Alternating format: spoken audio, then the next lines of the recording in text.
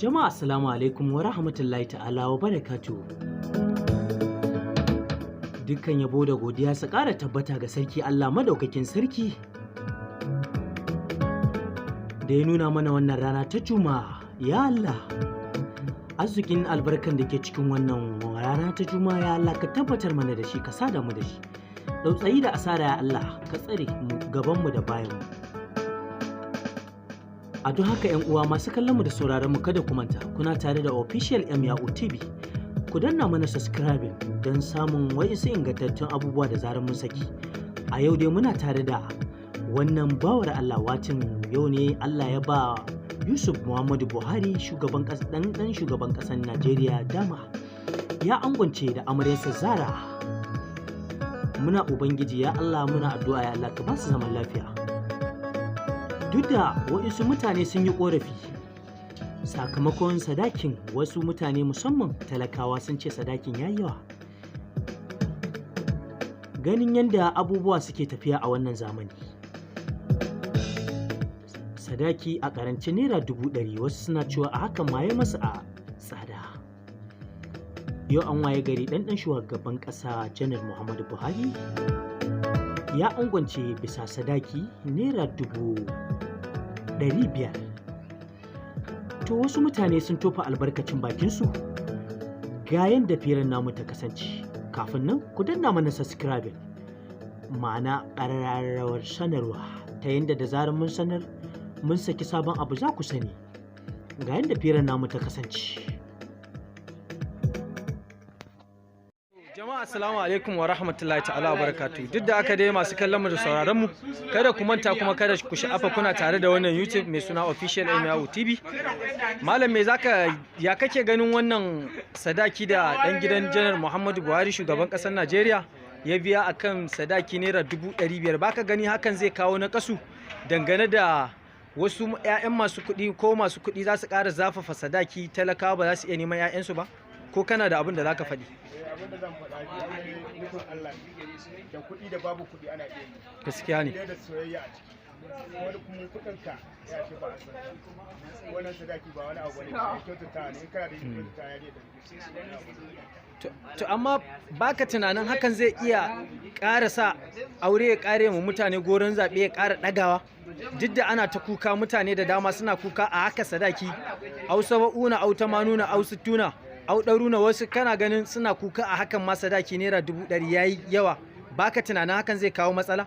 Ba wani matsala da zai kawo, wannan komai na Allah ne, Allah zai iya kawo abin da za a yi. To jama'a duk da haka dai gaskiya ne. Allah ya sa mata ka tafi yanda za a yi, Allah ya kama abin da za a yi. Wannan haka yake.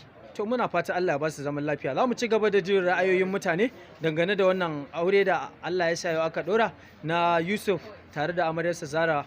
Allah ya ba su zaman haƙuri.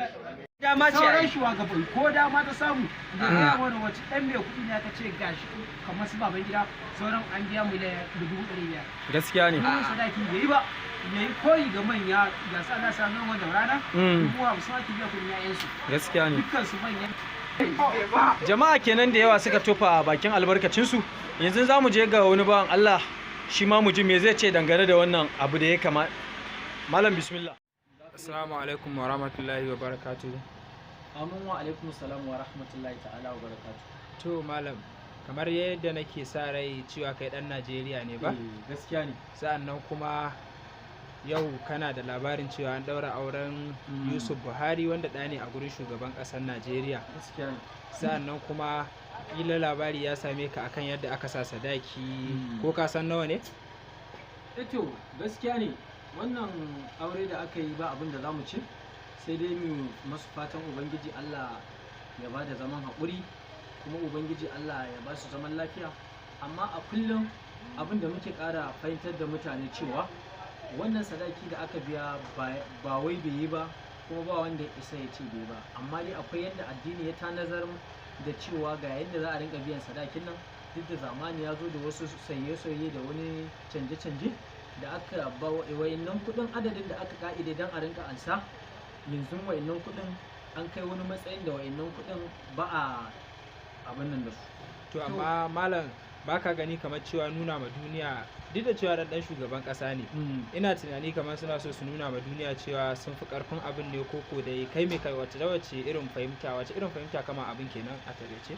To gaskiya na ji daɗin wannan maganar kaga kamar gaskiya yanzu sadaki wasu suna sa 60 wasu 50 yanzu sadaki ƙasa ma an maka sauƙi, sadaki ƙasa da naira 100 ne, hakan ma mutane kuka suke yi. Kaga kamar ni yanzu ban da mata, amma kuma me ta yaya za a yi? Kaga yanzu su ba su tunanin sa sadakin nan da suka yi a sadaki naira 500 fa fi sabilillahi, ni ina talaka kuma ta yaya ni za a yanzu misali duk da shi aure nufin Allah ne, ta yaya za a yi ni yanzu na je na aure mai kuɗi? Kaga hakan yana suna nuna alamun cewa su ƴaƴansu ba na talakawa bane, kuma ƴaƴansu ba za su ba talakawa ba sai dai masu kuɗi. Sadaki naira 500 fi sabilillahi.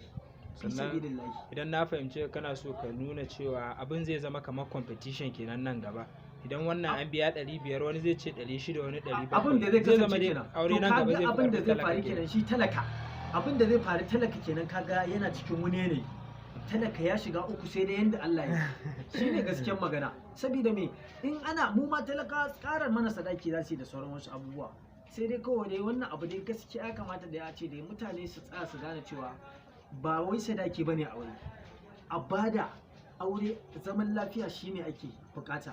To mu dai ba wai sadaki, ba wai yawan sadaki bane aure, mu dai muna bukatar ubangiji Allah ya ba su zaman lafiya, kuma wanda ba su samu yin auren nan ba Allah ya mu ma Allah ya kai mu lokaci. To shikenan malam, mun gode da tofa albarkacin bakinka da kai dangane da daura auren Yusuf Buhari da yar to sunan da ya shige mu. To masha Allah. Allah ya taimaka.